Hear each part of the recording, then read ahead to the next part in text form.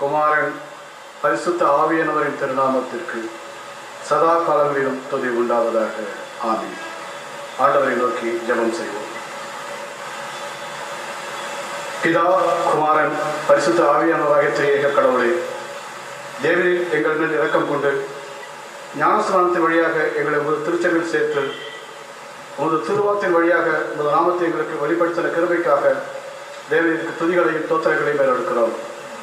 ஒரே கடவுளாகி உண்மையும் நீர் அனுப்பிய ஆண்டவராக இயேசு கிறிஸ்துவை பற்றி நாங்கள் மேன்மேலும் அறிய பரிசுத்த ஆவியை கொண்ட தேவரி எங்கள் துணை சேர வேண்டும் என்று நம்முடைய திருப்பாதம் பணிந்து கெஞ்சி மன்றாடுகிறோம் சுவாமி. ஆமென். கர்த்தருடைய பரிசுத்த நாமத்திற்கு துதி உண்டாக. ஜெபமாலை 28வது கீர்த்தனை பாடுவோம். ஜெபமாலை 28வது கீர்த்தனை. இயேசுராஜரின் திருவடிக்கு சரணம் சரணம் சரணம்.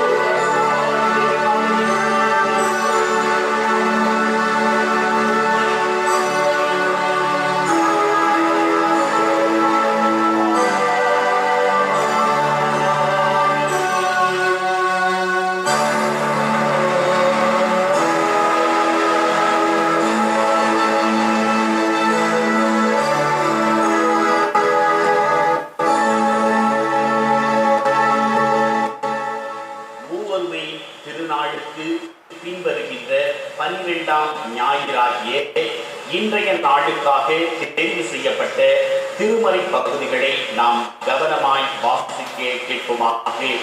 இன்றைய நாளுக்காக தெரிவு செய்யப்பட்ட பழைய ஏற்பாட்டு பகுதி அது ஏசாயாவினுடைய புத்தகம் 29வது அதிகாரம் 18 மற்றும் 19 வசனங்கள்.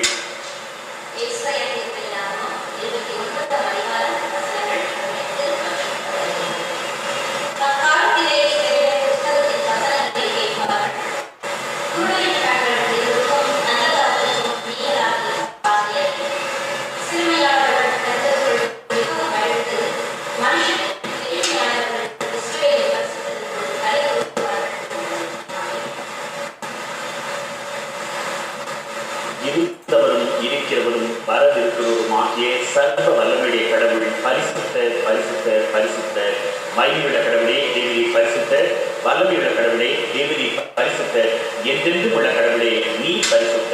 ஆமென். நாம் இந்த நாளுக்காக தெரிவு செய்யப்பட்ட நிருப பகுதியையும் நாம் கவனமாய் வாசிக்க கேட்போமாக.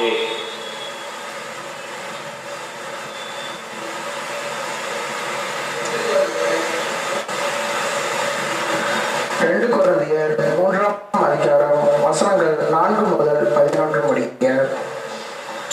நாங்கள் தேவனுக்கு முன்பாக கிறிஸ்துவின் மூலமாய் இப்படிப்பட்ட நம்பிக்கையை கொண்டிருக்கிறோம்.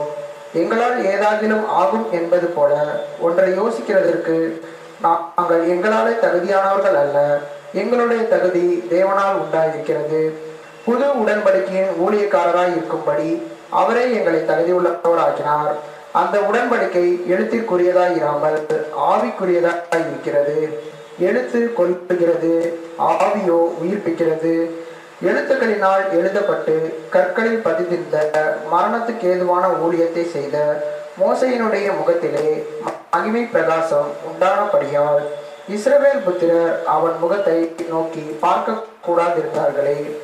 ஒளிந்து போகிற மகிமையுடைய அந்த ஊழியம் அப்படிப்பட்ட மகிமையுள்ளதாய் இருந்தால் ஆவிக்குரிய ஊழியம் எவ்வளவு அதிக மகிமையுள்ளதாய் இருக்கும்.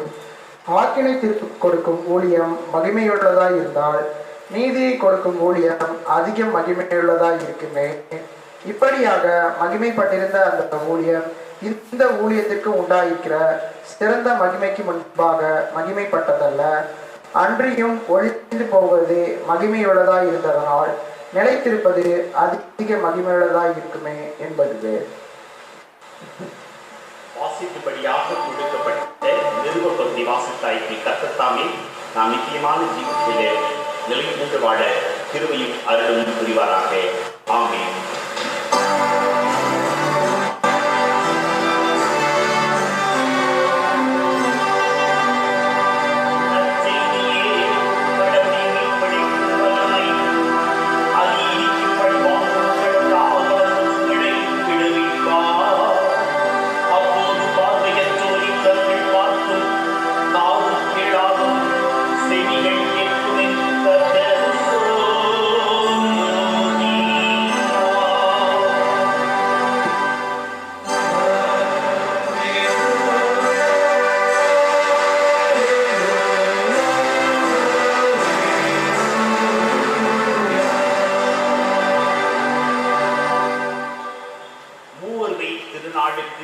பின்வருகின்ற 12ஆம் ஞாயிறு அல்லது திருத்துவ திருநாளுக்கு பின்வருகின்ற 12ஆம் ஞாயிறு என்று அழைக்கப்படுகின்ற இந்த நாளுக்காக தெரிவு செய்யப்பட்ட நற்செய்தி பகுதியை நாம் கவனமாய் வாசிக்க கேட்போமாக.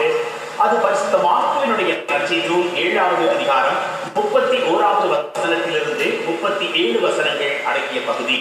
பரிசுத்த மார்க்குவினுடைய நற்செய்தி நூல் 7வது அதிகாரம் 31வது வசனத்தில் இருந்து 37 வசனங்கள் அடங்கிய பகுதி. மீண்டும் இயேசு தீர் பகுதியை விட்டு சீதோன் வழியாக சென்று தெக்கப்போலி பகுதி நடுவே வந்து கலிலேய கடலை அடைந்தார். காது கேளாதவரும் திக்கி பேசுபவருமான ஒருவரை சிலர் அவரிடம் கொண்டு வந்து அவர் மீது கை வைத்து குணமாக்குமாறு அவரை வேண்டிக் கொண்டனர். இயேசு அவரை கூட்டத்திலிருந்து தனியே அழைத்து சென்று தம் விரல்களை அவர் காதுகளில் இட்டு உமிழ்நீரால் அவர் ஆமத்தை தொட்டார். பிறகு வானத்தை அண்ணாந்து பார்த்து பெருமூச்சு விட்டு அவரை நோக்கி எப்பத்தா, அதாவது திறக்கப்படு என்றார். உடனே அவருடைய காதுகள் திறக்கப்பட்டன, நாமும் கட்டவிட்டது. அவர் தெளிவாக பேசினார். இதை எவருக்கும் சொல்ல வேண்டாம் என்று அவர்களுக்கு அவர் கட்டளையிட்டார். அவரது கட்டளைக்கு நேர்மாறாக இன்னும் மிகுதியாய் அவர்கள் அதை அறிவித்து வந்தார்கள்.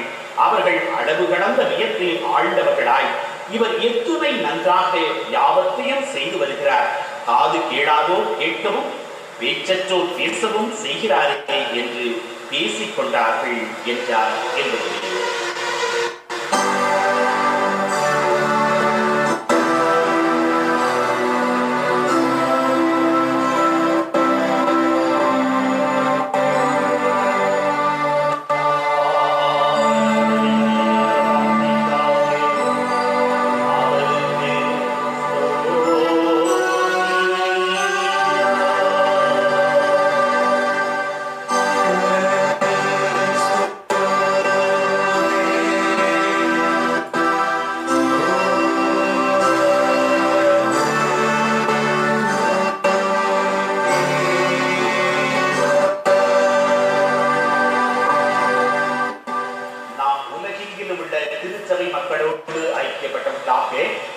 விசுவாசத்தோடு நம்முடைய விசுவாசத்தை அப்போஸ்தல விசுவாச அறிக்கைப்படியாக சேர்ந்து அறிக்கையிடுவோம். வாருங்கள்.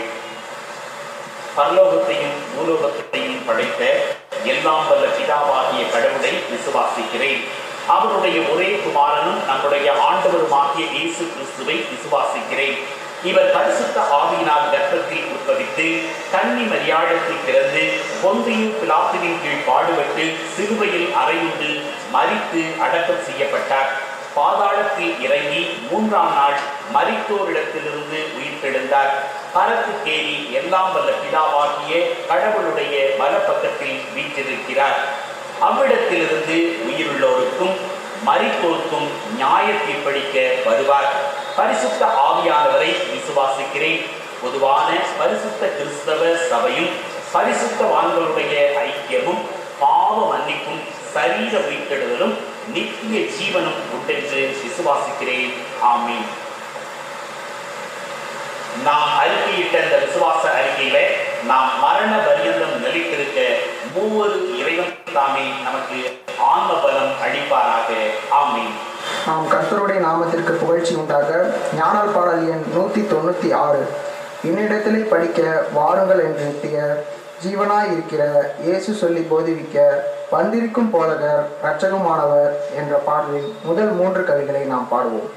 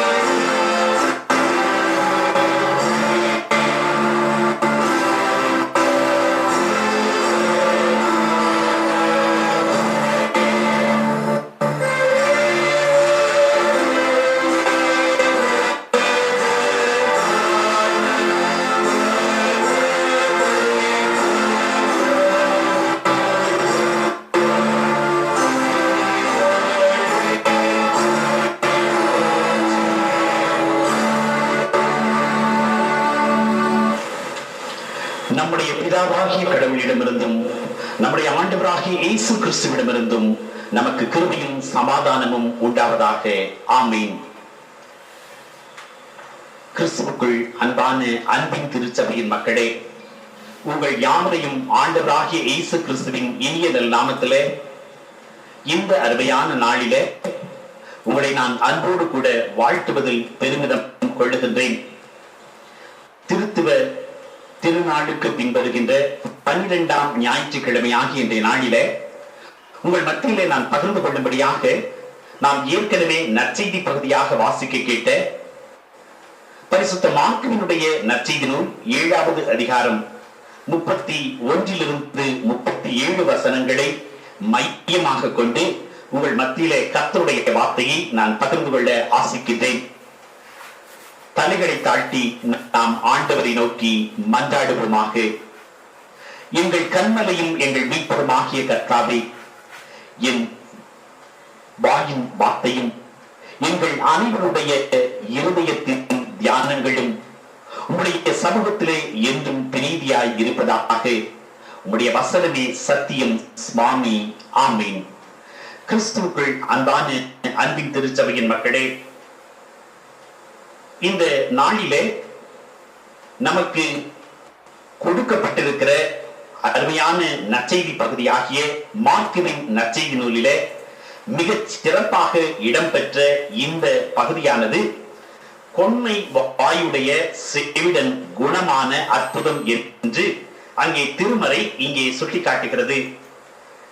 எப்பத்தா என்று அங்கே இந்த பகுதியில முக்கியமான ஒரு அரமேய சொல் இந்த பகுதியில காணப்படுகிறது. அன்பானவர்களே, பரிசுத்த மார்க்குவினுடைய நற்செய்தி நூலில இதுல ஒரு கீவேர்ட் என்று ஒன்று இருக்கிறது. ஒருவேளை உங்களுக்கு அது நீங்கள் வாசிக்கிற பொழுது அதிகமாக அறிந்திருக்கலாம். அதிலே 7வது அதிகாரம் 37வது வசனம் தான் இதிலே அந்த கீவேர்டாக, அதாவது இந்த வேதாகமத்திலே ஒவ்வொரு பகுதியிலும் ஒரு சாவி என்று ஒரு கொடுக்கப்பட்டிருக்கும். அந்த அருமையான வார்த்தை 7வது அதிகாரம் 37வது வசனத்திலே தான் வருகிறது. இவர் எத்துணை நன்றாக யாவற்றையும் செய்தார் என்று அந்த காரியம்.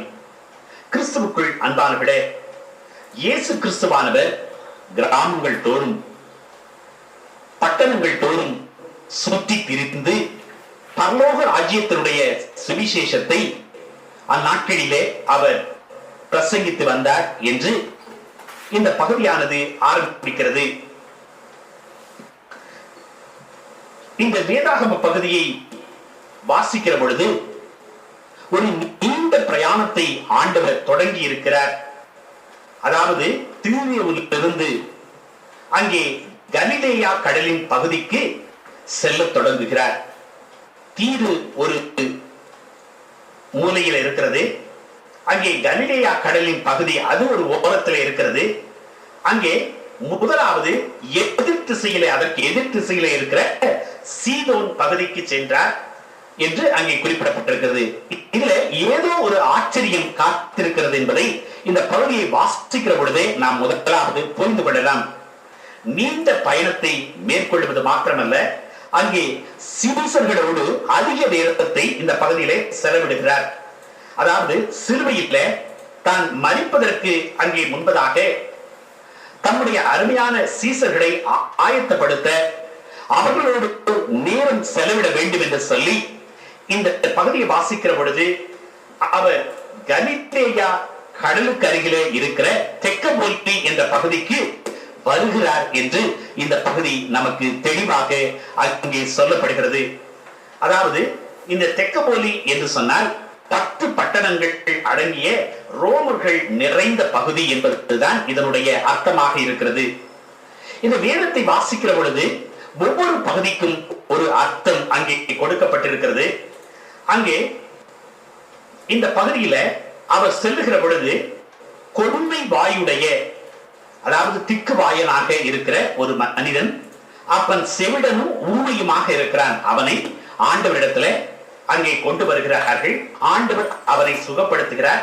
இந்த அற்புதத்தை படிக்கிற பொழுது ஜனங்கள் அவரை எப்படி நடத்தினார்கள் என்பதுதான் அங்கே மிக அருமையான ஒரு பகுதி. அதைத்தான் நான் முதல்ல உங்களிடத்திலே சொன்னேன். இவர் எத்துணை நன்றாக யாவற்றையும் செய்து வருகிறார். அன்புக்குரியவர்களே, நம்முடைய அருமையான வாழ்க்கையில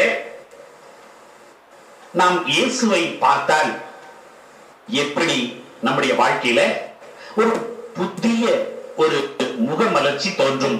யோசித்து பார்ப்போமே. இயேசு என்ற பெயரை கேட்டாலே எல்லாமே நமக்கு நடைபெறும், எல்லாம் ஆச்சரியமாக இருக்கிறது என்றெல்லாம் நாம் பேசுகின்றோம்.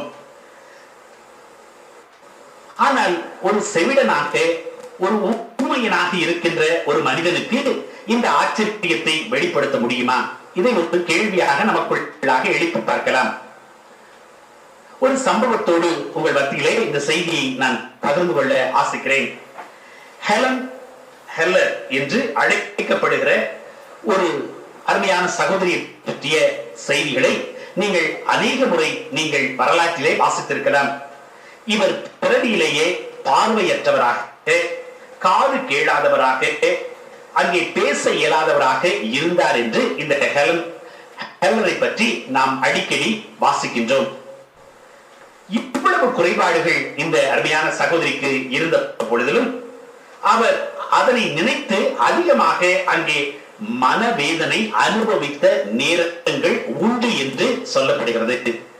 இவர் மிகுந்த கடினப்பாடுகளையும் துன்பங்களையும் தொல்லைகளையும் அவர் அதிகமாக அவர் தன்னுடைய வாழ்க்கையில அவர் அனுபவித்துக் கொண்டிருந்தார்.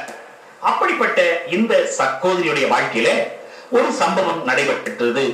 ஒரு முறை ஃபுல்லர் என்று அழைக்கப்படுகிற பெண்மணி அங்கே அருமையான சகோதரி இந்த ஹெலன் ஹெல்லரை பார்த்து அவருடைய கரங்களை பிடித்துக் கொண்டு, நான் பேசுகிற பொழுது உங்களுக்கு ஏற்படுகின்ற அதிர்வலைகளை நீங்கள் கண்டுபிடிக்க வேண்டும். அதே சமயத்தில் உங்களுடைய கண்ணங்களிலே உங்களுடைய உதடுகளை அங்கே தொட வைத்து நான் உணரச் செய்வேன் என்று இந்த ஃபுல்லர் என்ற பெண்மணி அங்கே சொல்லுகிறார்.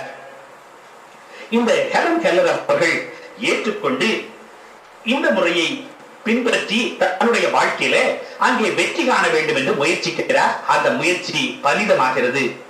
அந்த முயற்சி பலிதமானபடினாலே அவர் மகிழ்ந்து கொண்டாடி, இப்படி ஒரு நிகழ்வு என்னுடைய வாழ்க்கையில் நடைபெற்றதால் நான் இன்றைக்கு பேசுவதற்கும் அங்கே அதே சமயத்தில் அவர்கள் என்னை புரிந்து கொள்வதற்கும் ஏதுவாக இந்த சைகை மொழியை நான் கற்றுக்கொண்டேன் என்று அங்கே குறிப்பிடுகிறார்.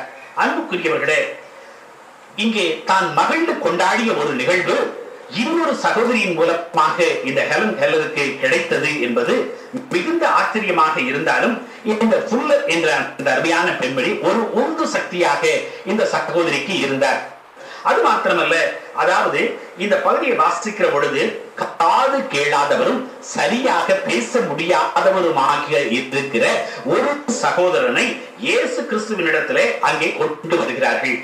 அப்படி கொண்டு வருவது மாத்திரமல்ல, அந்த கொண்டு வாய் பேசாத அந்த சகோதரனை அங்கே பார்த்து அங்கே அந்த சகோதரனுக்காக அங்கே அவர் மனம் கசந்து அங்கே அவனுக்கு சுகத்தை கொடுப்பதற்காக ரகசியமாய் அவர் விரும்புகிறார் என்று இந்த பகுதி சொல்லுகிறது.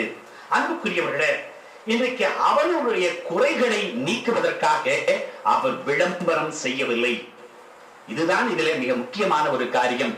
இன்றைக்கு ஏதாகிலும் ஒரு காரியம் நடைபெற்று விட்டதால் அங்கே நமக்கு பாருங்கள், தொலைக்காட்சியில ஒரு நிகழ்ச்சிகளை நாம் பார்க்கிறோம். அப்படி பார்க்கிற பொழுது இன்றைக்கு ஏதாகிலும் ஒரு சுகம் கொடுக்கிற ஒரு நிகழ்ச்சி அல்லது ஒரு பெரிய ஆற்றல் மிகுந்த சக்தி அங்கே நம்மிடத்தை உட்படுவதாக அங்கே தெரிகிற பொழுது உடனடியாக நாம் என்ன பண்ணுகிறோம்? அதை விளம்பரப்படுத்த முயற்சிக்கிறோம். ஆனால் ஆண்டவராகிய இயேசு கிறிஸ்து ரகசியமாய் இந்த காரியத்தை செய்தார் என்று திருமறை குறிப்பிட்டுகிறது. அது மாத்திரமல்ல, அங்கே ஆண்டவர் அவனை தொட்ட பிற்பாடு அவன் பேசியதை எல்லோரும் கேட்க முடிந்தது. அவருடைய காதுகளை தொட்டு நாவினை தொட்டு அங்கே அவனுடைய விசுவாசத்தை அதிகரிக்க செய்கிறார்.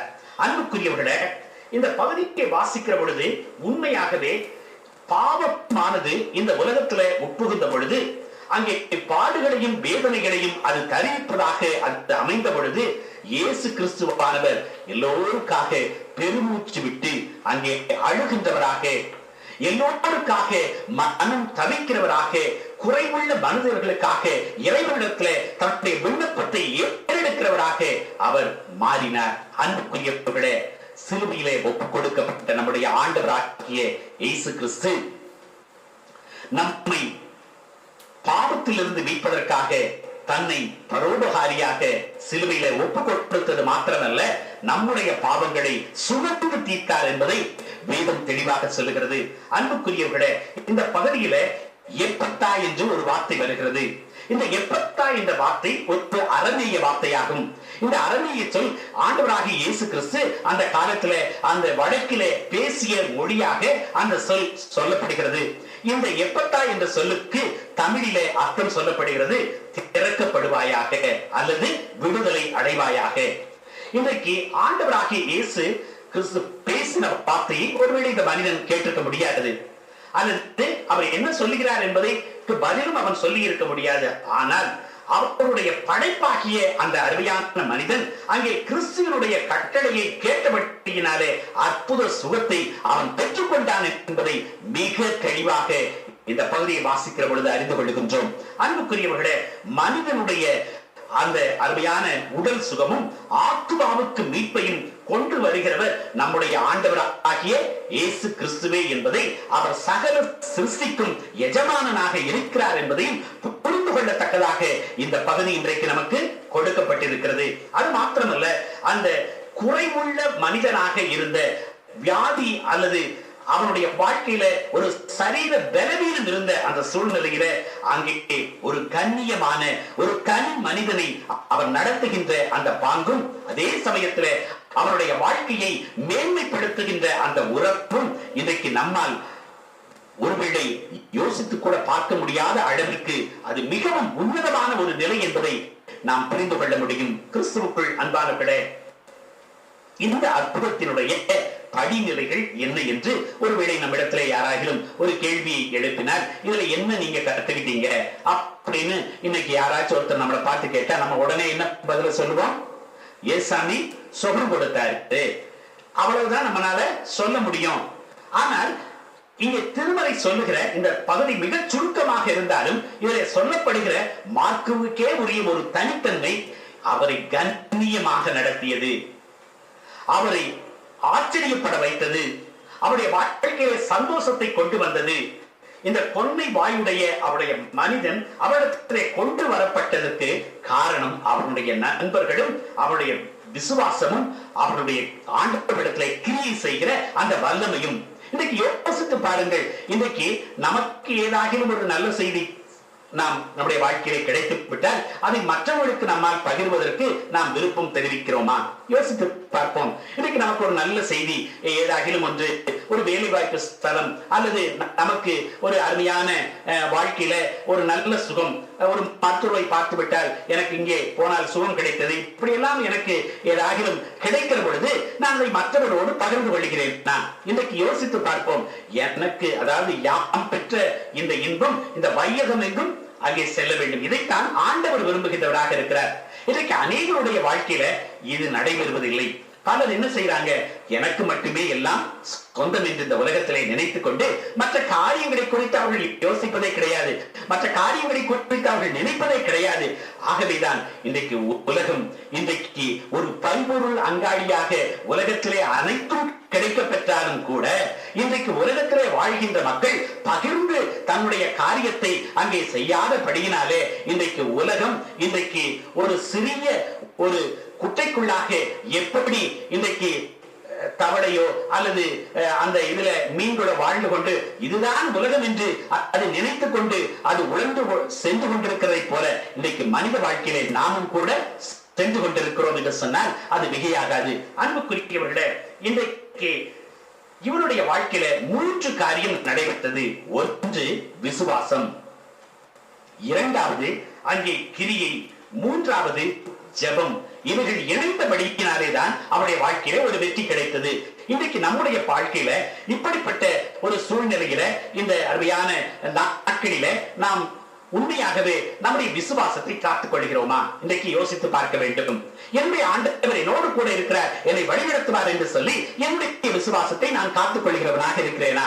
முதலாவது யோசித்து பார்ப்போம். இரண்டாவது, இன்றைக்கு நம்முடைய வாழ்க்கையில இன்றைக்கு யோசித்து பார்க்க வேண்டிய ஒரு காரியம், ஆண்டவர் என்னுள்ளிலும் கிரியை செய்வார், என்னையும் அவர் வழிநடத்துவார்.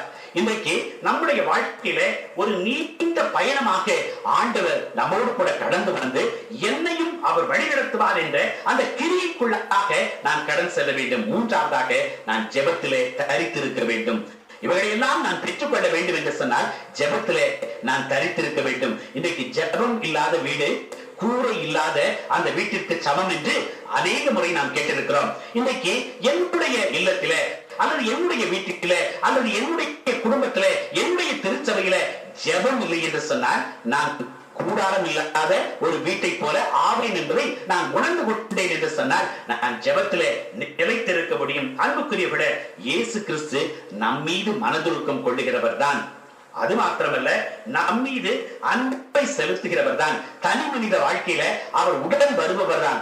ஆனாலும் அவரிடத்துல கேட்கிற பொழுதுதான் அவர் உதவி செய்வார். ஆகவே தான் நம்முடைய அருமையான மத்தேயு நற்செய்தி நூலை வாசிக்கிற பொழுது மலைப்பொழிவிலே அவர் சொன்னார், தட்டுங்கள் திறக்கப்படும், கேளுங்கள் கொடுக்கப்படும் என்று சொன்னார். இன்றைக்கு தட்டுகிறவனுக்குத்தான் அங்கே ஆண்டவர் கொடுக்கிறவராக இருக்கிறார். வெளிப்படுத்தின சுவிசேஷத்துல ஆண்டவர் சொல்வார், இதோ வாசப்படியிலே நின்று கதவை தட்டுகிறேன், ஒருவனின் சத்தத்தை கேட்டு அவன் அங்கே என்னை அன்போடு அழைத்தால் அவரிடத்திலே நான் என்ன பண்ணுவேன்? உட்புகுந்து அவருடைய இல்லத்திலே தங்கி அவனிடத்திலே வாசம் செய்து அவனை ஆசீர்வதிக்கிற ஆண்டவராக இருப்பேன் என்று சொல்கிறார். அன்புக்குரியவிட இன்றைக்கு நம்முடைய வாழ்க்கையிலே இயேசுவினுடைய வார்த்தையை கேட்பதற்கு, அவருடைய வல்லமை நம்மீது இறங்குவதற்கு நாம் எப்பொழுதும் அவருடைய சத்தத்திற்கு நம்மை ஒப்புக் கொடுத்து நாம் தட்டி கொண்டு இருக்கிறோமா? அவருடைய சமூகத்தை நாம் நோக்கி பார்த்துக் கொண்டிருக்கிறோமா? நாம் ஜெபத்திலே தரித்திருக்கிறோமா? அது மாத்திரமல்ல, எப்பட்டா என்று அவர் சொன்னார், திறமுண்டு போ அல்லது விடுதலையாக என்று சொன்னார். அங்கே விடுதலை ஆயிற்று. இன்றைக்கும் நம்முடைய பிரச்சனைகள், நம்முடைய கண்ணீர்கள், நம்முடைய கவலைகள், நம்முடைய சஞ்சலங்கள், நம்முடைய வருத்தங்கள், நம்முடைய பாரங்கள், நம்முடைய மன கிளேசங்கள் எல்லாவற்றையும் ஆண்டவருடைய சமூகத்திலே அங்கே ஒப்புக் கொடுக்கிற பொழுது அவர் கிரியை செய்கிறவராக எப்பட்டா, அதாவது விடுதலை அடைவாயாக என்று இன்றைக்கு நம்மை பார்த்து சொல்லி நம்மை ஆசீர்வதிப்பார். அன்புக்குரியவர்களே, இந்த நாளிலே அவர் நம்முடைய வாழ்க்கையிலே செய்கின்ற அற்புதத்தை, நம்முடைய வாழ்க்கையிலே செய்கின்ற கிரியைகளை மற்றவர்களோடு நாம் பகிர்வோம். அது வண்ணமாக பவுலடிகளார் சொல்லுவதைப் போல, நான் எல்லாவற்றையும் என் தேவனுக்கு நான் எப்பொழுதும் தெரியப்படுத்த வேண்டும் என்று பவுலடிகளார் சொன்னதை போல இன்றைக்கு தேவனுடைய சமூகத்திலே நான் எல்லாவற்றையும் நான் தெரியப்படுத்தி அவருடைய சமூகத்திலே நான் ஆசீர்வாதத்தை பெற்றுக்கொள்ள வகையில நான் என் வாழ்க்கையை அமைத்துக் கொள்ள ஆண்டவர் தாமே கிருபையும் தயவையும் நம்முடைய வாழ்க்கையிலும் தொடர்ந்து கொடுப்பாராக. தேவனுடைய வார்த்தையை அப்படியே நம்புவது அது பெரிய விசுவாசம். அது மாத்திரமல்ல, அந்த விசுவாசம் அங்கே கடவுள் நிறைவேற்றுகின்ற வரை நாம் விடவே கூடாது. அது மாத்திரமல்ல, அங்கே சிறிதளவு நாம் உற்சாகம் பெறுவதற்கு ஏதுவாக ஏதாகிலும் ஒன்று எனக்கு கிடைத்து விட்டால் அதை நான் மற்றவர்களோடு அங்கே பகிர்ந்து கொள்வதற்கு, அதை பற்றி கொண்டு அதை நிறைவேற்றுவதற்கு, அதை வாக்குத்தத்தமாக மாற்றுவதற்கு என்னை நான் மாற்றிக்கொள்ள வேண்டும். அப்படிப்பட்ட விசுவாசத்திலே நீங்களும் நானும் வளர்த்துவதற்கு ஆண்டவரே எங்கள் விசுவாசத்தை அதிகரித்துள்ளோம் என்று சொல்லி அவருடைய சமூகத்திலே நம்மை ஒப்புக் கொடுப்போம். கர்த்தர் தாமே நம்மை ஆசீர்வதித்து வழிநடத்தி காத்தருள்வாராக. ஆமீன். தலைகளை தாழ்த்தி ஆண்டவரை நோக்கி ஜெபம் செய்வோமாக. எங்கள் அன்பின் ஆண்டவரே, உம்முடைய அருமையான கட்டளைகளுக்கு கீழ்ப்படிந்து உம்முடைய அன்பினால் ஏவப்பட்டு உம்முடைய வல்லமையான வார்த்தைகளை ஆண்டவரை நாங்கள் ஏற்றுக்கொள்கிற பொழுது சமுதாயத்திலே புறக்கணிக்கப்பட்ட மக்களையும் ஆண்டவரே நீர் உம்முடைய திருச்சமூகத்திலே சேர்த்து அவர்களுக்கும் ஆசீர்வாதத்தை கொடுப்பதற்காக நாங்கள் நன்றி சொல்கிறோம். இப்பொழுதும் கர்த்தாவே, தொழு நோயாளிகளை குறித்து நாங்கள் நினைக்கின்ற பொழுது, நாங்கள் குடிசைப்பால் மக்களை பற்றி நினைக்கிற பொழுது, குக்கிராமத்தில் வாழ்கின்ற மனிதர்களை நினைக்கின்ற பொழுது, ஊனமுற்ற குழந்தைகளை நினைக்கின்ற பொழுது, இவர்களுக்கெல்லாம் நீர் இரக்கம் செய்கிற ஆண்டவராக இருக்கிறீர்கள் என்பதை நாங்கள் முழுமையாகவே அறிந்து கொள்கிறோம். அப்படியே எப்பட்டா என்று சொல்லி பொன்மை வாயும் ஊமையும் செவிடுமான ஒரு மனிதனை நீர் குணப்படுத்தினீர் என்பதை இன்றைக்கு நாங்கள் ஏற்றுக்கொள்கிற மக்களாக, எங்கள் வாழ்விலும் இப்படி குணப்படுத்துகின்ற ஆண்டவராக, சுகம் கொடுக்கிற ஆண்டவராக, எங்கள் பிரச்சனைகளுக்கும் கண்ணீர்களுக்கும் விடுதலை கொடுக்கிற ஆண்டவராக நீர் இருப்பதற்காக நாங்கள் நன்றி செல்கிறோம். உடைய திருவுட சித்தத்திலே எங்களை முழுமையாக ஒப்புக் கொடுக்கிறோம். ஆண்டவரே, எங்கள் வாழ்க்கையில, எங்களுடைய சீஷத்துவ வாழ்க்கையில, எங்களுடைய அருமையான வேத பாட வகுப்புகளிலே, எங்களுடைய வார்த்தை பெருவிழாக்களிலே, எங்களுடைய வார்த்தைகளிலே, எங்களுடைய பேச்சுக்களிலே, செயல்களிலே உடைய வல்லமையை தொடர்ந்து விளங்க செய்யும். உடைய கருணை மிகு அன்பை எங்கள் மீது பொழிய செய்ய போவதற்காக நன்றி செல்கிறோம். ஆண்டவரே, நாங்களும் விடுதலையை நோக்கி காத்திருக்கிற மக்களாக ஆண்டவரே உடைய பிரசன்னத்தினாலே நிரப்பப்பட எங்களை வழிநடத்தி ஆசீர்வதிக்க வேண்டுமாய் எல்லாம் வல்ல இயேசுவின்படியாக வேண்டி நிற்கிறோம் நல்ல தந்தையே, ஆமீன்.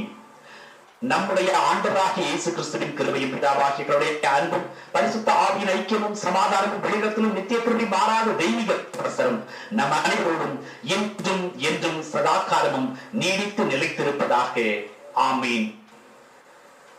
கிறிஸ்துவுக்குள் அன்பான அன்பின் திருச்சபை மக்களே, மீண்டுமாக ஒரு முகநூல் பதிவின் வழியாக உங்களை சந்திப்பதற்கு ஆண்டவர் கொடுத்த அருமையான வாய்ப்புக்காக நான் நன்றி சொல்கிறேன்.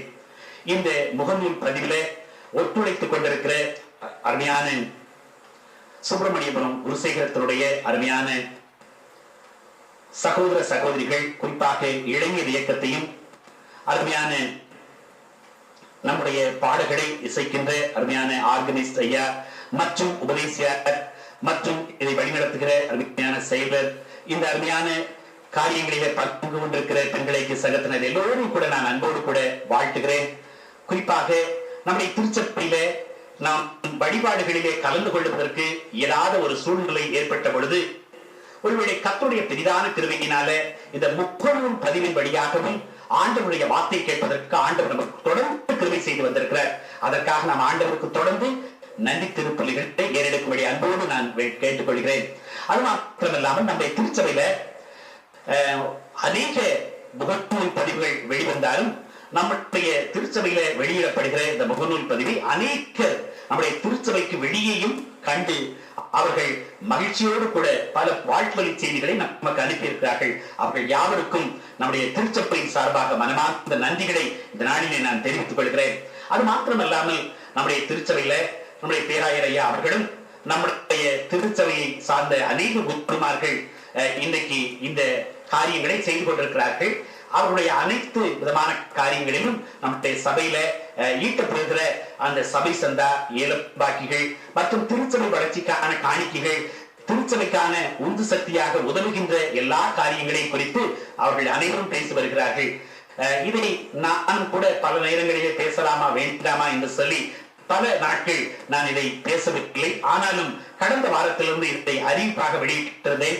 அநேக நம்முடைய திருச்சபை மக்கள் உதாரத்துவமாய் தன்னுடைய காணிக்கைகளை, குறிப்பாக நம்முடைய சர்ச் மண்டை அவர்கள் கட்டியிருக்கிறார்கள். அதற்காக திருச்சபை மக்களுக்கு நான் நன்றிகளை தெரிவித்துக் கொள்கிறேன். தொடர்ந்து உங்களுடைய சபை சந்தா ஏல பாக்கிகளை நீங்கள் செலுத்தி இந்த திருச்சபை வளர்ச்சிக்கு இந்த காலங்களிலே நீங்கள் உதவி செய்யும்படியாக அன்போடு அழைக்கிறேன். அது மாத்திரமல்ல, உங்களுக்கு உண்டியல் கலைகள் கொடுக்கப்பட்டிருந்தது என்பதை நீங்கள் எல்லாம் அறிவீர்கள். அதை நாங்கள் பெற்றுக்கொள்ள இயலவில்லை. பெரிய வெள்ளிக்கிழமை நாளிலே அது படைக்கப்பட்டிருக்க வேண்டும். ஆனால் அதை பெற்றுக்கொள்ள இயலவில்லை.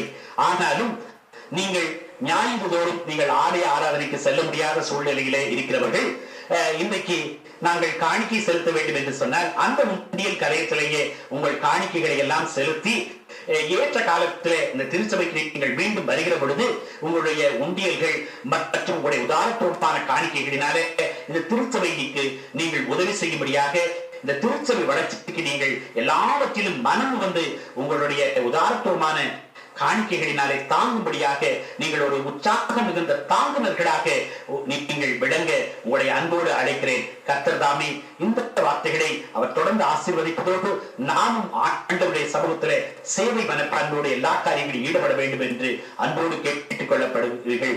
அது மாத்திரமல்ல, நம்முடைய திருச்சபைக்கு நான் கடந்த பாரமே அறிவித்தேன். புதிதாக இறையில் பயில்வதற்காக ஒரு அருமையான மாணவர் ஒருவர் நம்மிடத்தில் பயிற்சி வரும்படியாக, ஓராண்டிற்கு பயிற்சி வரும்படியாக திரு காட்சன் ஆசிர் என்பவரை நியமனம் செய்திருக்கிறார்கள். ஆகவே அவரை இந்த நாளிலே நான் அறிமுகப்படுத்துவதிலே பெருமிதம் கொள்கிறேன். ஒருவேளை மீண்டுமாக அவரை நான் அறிமுகப்படுத்துவது ஏன் என்று சொன்னால், அவரை நீங்கள் எல்லா வகையிலும் விசுவாச வாழ்க்கையில உற்சாகம் மூட்டி நம்முடைய திருச்சபையில எதிர்காலத்துல ஒரு அருமையான ஆயராக, ஒரு அருமையான திருச்சபையில ஒரு நல்ல ஒரு திருத்தந்தையாக வருவதற்கு நீங்கள் உங்களால் ஆன எல்லா காரியங்களிலும் உதவி செய்யும்படியாக, அவருடைய விசுவாச வாழ்க்கைக்கு நீங்கள் எல்லாவற்றிலும் உதவி செய்ய வேண்டும் என்று உங்களை நான் அன்போடு கேட்டுக்கொள்கிறேன். அது மாத்திரமல்ல, அவர்களுக்காக தொடர்ந்து ஜெபிக்கும்படியாக, அவர் நன்றாக இறையிலை பயில்வதற்கு ஏதுவாக திருமறையை கற்றுக்கொள்ளவும், அதே சமயத்துல அவர் திருச்சபையினூடாக அவர் வாழ்வு முறைகளை கற்றுக்கொள்ளவும், பாடல்கள் மற்றும் திருச்சபை சார்ந்த அனைத்து உறவு மேம்பாட்டு நிலைகளிலும் அவர் மேன்மைப்படுத்தவும் கர்த்தர் தாமே தொடர்ந்து அவருக்கு கிருபை செய்வாராக. தொடர்ந்து இந்த முகமை பதிவை நீங்கள் கண்டுகளியுங்கள். கர்த்தர் உங்களை ஆசீர்வதிப்பாராக. எதிர்காலத்தில் நம்முடைய திருச்சபையினுடைய வாழ்விலும் வளர்ச்சியிலும் இது ஒரு சரித்திரமாக மாறும். ஆகவே அந்த சரித்திரத்தை எதிர்நோக்கி நாமும் நம்முடைய வாழ்விலை காத்திருப்போம். கர்த்தர் நம்மை ஆசீர்வதிப்பாராக. ஆமீன். கர்த்தரின் சமாதானம் நம் அனைவரோடும் இருப்பதாக. ஆமீன். நாமத்திற்கு புகழ்ச்சி உண்டாக ஞானப்பாடல் எண் 138 பாடுவோம். பிரியமான இயேசுவே என் நெஞ்சை தெளிவாக.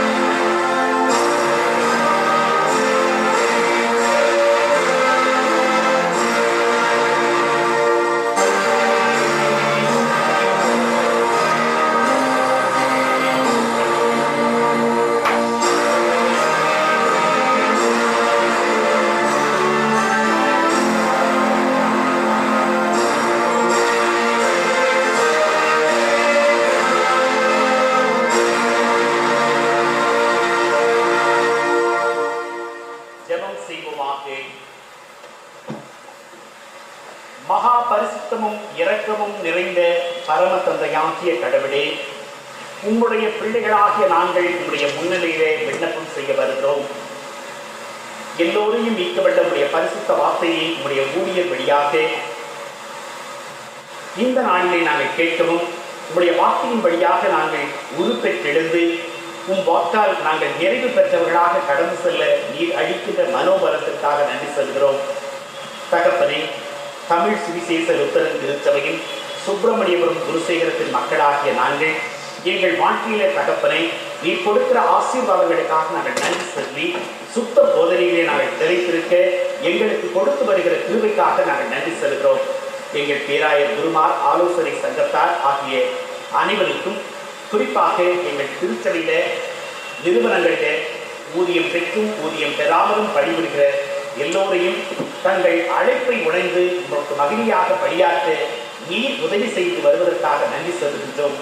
ஆண்டவரே, எங்கள் திருப்பணிகளுக்காக நாங்கள் திருப்பணியின் வழியாக பெற்றுக்கொண்டிருக்கிற ஆசீர்வாதங்களுக்காக எங்கள் வாழ்க்கையிலே ஆண்டவரே நாங்கள் உங்களுடைய திருப்பெயருக்கு புகழுண்டாக்குகிற வயதே வாழ்க்கை நடத்துகின்ற பொழுது வருகின்ற ஆண்டவரே ஆசீர்வாதங்களுக்காக நாங்கள் ஒருமைப்பாட்டிலே நிலைநிற்பதற்காக நீ கொடுத்து வருகிற தயவுகளுக்காக நன்றி செல்கின்றோம்.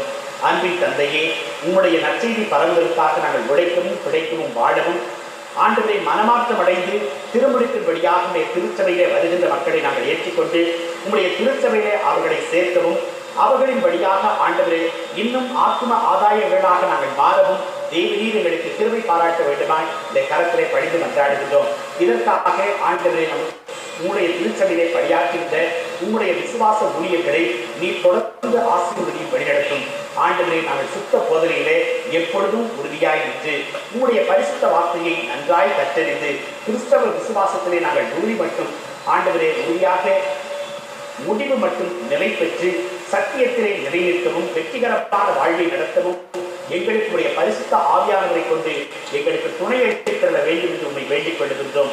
அன்பின் ஆண்டவரே, உம்முடைய அருமையான பிரசனத்தை பெற்றுக்கொண்ட மக்களாக நாங்கள் தொடர்ந்து ஆண்டவரை நாங்கள் நிரப்பப்பட்டவர்களாகவும் எங்கள் சபைகளுக்கும் எங்கள் நாட்டுக்கும் ஆசீர்வாதமுடைய மக்களாகவும் நாங்கள் விளங்க எங்களுக்கு திருவிதாரும். எங்கள் இந்திய தேசத்தினுடைய குடியரசு தலைவருக்காக, பிரதம மந்திரிகளுக்காக, ஆண்டவரே முதலமைச்சருக்காக, இந்த நாட்டை ஆளுகின்ற ஆண்டவரே பாராளுமன்ற உறுப்பினர்கள் மற்றும் மாநில ஆளுநர்கள், பிற அமைச்சர்கள் மற்றும் சட்டமன்ற உறுப்பினர்கள், அரசாங்க அதிகாரிகள் ஆகிய எல்லோருடைய வேகத்தை அறிவி நாட்டுக்கு நலமானதை செய்ய அவர்களுக்கு உறுதுணை அளித்திடம். இப்பொழுதும் கொரோனா என்ற வியாதிகளை எங்களை விட்டு நீக்கவும் நாங்கள் இந்த வியாதியிலிருந்து முற்றிலும் விடுதலை பெற்று சுமூகமான வாழ்க்கை வாழ்வதற்கு ஏதுவாக எங்களை வழிநடத்தவும் ஏற்ற காலத்திலே உடைய அறுவடைக்கு ஆயத்தமுடைய பிள்ளைகளாக உம்முடைய அருமையான ஆலயத்திலே வந்து உண்மை வழிபடுவதற்கு எங்களுக்கு கிருபையும் ஒத்தாசையும் தயவையும் நீர் கொடுக்கும்படியாய் திருவிழா சட்டத்திலே எங்களை தாழ்த்துகிறோம், ஒப்புக் கொடுக்கிறோம். இடையே இருக்கிற நோயாளிகள், ஏழைகள், கர்ப்பவதிகள், விதவைகள், திட்டத்தவர்கள், கிறிஸ்தவர்களாக இருப்பதற்குமாக துன்பப்படுத்தப்படுகிற மக்கள் ஆகிய எல்லோரையும் தேவனின் சமய சகாயராக விளங்கி அவர்களை உடைய ஆற்றல் உள்ள வழிநடத்தினாரே அவர்கள் வாழ்விலே நீர் செழித்தோங்க செய்து அவர்கள் வாழ்விலே அவர்கள் வேண்டுகின்ற வேண்டுதலை நீர் ஏற்று உம்முடைய சமூகத்திலே அவர்கள் ஆசீர்வாதத்தை பெற்றுக்கொள்வதை திருவிதாரும். நாங்கள் எல்லோருமே திருவை பெற்றவர்களாக வாழ உங்கள் வாழ்வின் முடிவிலே சமாதானத்தோடாக வாழ்ந்து உங்களுடைய பராமரிப்பும் கீழாக இடைப்பாருடைய வல்லமையிலே உயிர் பெற்றிருந்த எல்லா பரிசுத்தரோடும் நிச்சயமான வெகுவாழ்வை உண்மையாக்கிக் கொள்ள எங்களுக்கு நீர் அருள் புரிய வேண்டும் என்று எங்கள் ஆண்டவராக இயேசு கிறிஸ்துவியாக வேண்டிக் கொள்கிறோம் சுவாமி. ஆமீன். நாம் ஆண்டவருடைய ஜெபத்தை சேர்ந்து சொல்லுவோம். பரமண்டலம் இருக்கிற எங்கள் பிதாவே, இதை நாம பரிசுத்தப்படுவதாக, இதை ஆட்சி வருவதாக, இதை சின்ன பரத்தை ஒரு பூமியை சொல்வதாக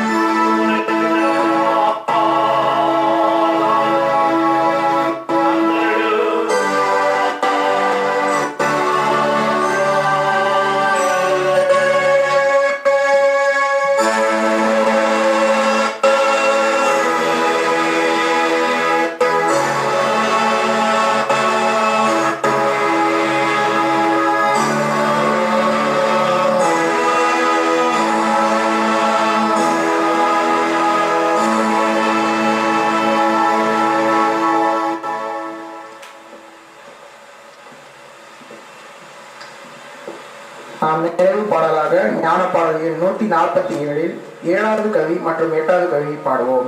நாம் எல்லோரும் ஆண்டவரை நோக்கி ஜெபம் செய்வோம். எங்கள் மீட்பராகி கடவுளே, நாங்கள் இந்த காணொலி வாயிலாக கேட்ட உம்முடைய சத்தியத்தை எங்கள் வாழ்நாள் முழுவதும் அதை பின்பற்றி நடக்க உம்முடைய பரிசுத்த ஆவியானவரை கொண்டு எங்களுக்கு புத்தியும் பலத்தையும் தந்துள்ளோம். இனி நாங்கள் அனைவரும் ஒற்றுமையாய் இருந்து இந்த ஆலய வழிபாட்டிலே உம்முடைய தரிசனத்தை நாங்கள் அனைவரும் கேட்டறிந்து அதை பின்பற்றி நடக்க பரிசுத்த ஆவியானவர் கொண்டு எங்களுக்கு உள்ளத்தில் தூண்டுதளிக்க வேண்டும் என்று எங்கள் மீட்பெரும் இரட்சகரும் ஆகிய இயேசு கிறிஸ்துவின் இணைய நாமத்தில் ஜெபம் கேளும் நல்ல தந்தையே, ஆமென்.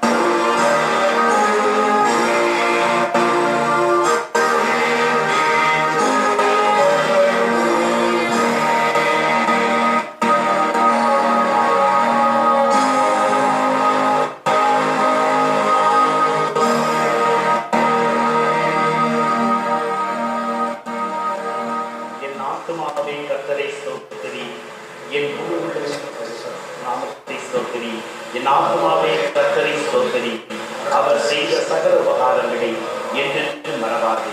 ஆமென். கர்த்தாவின் சமாதானம் உங்கள் அனைவரோடும் இருப்பதாக. ஆமென். அராபனுக்கு ஸ்தோத்திரம் உண்டாவதாக.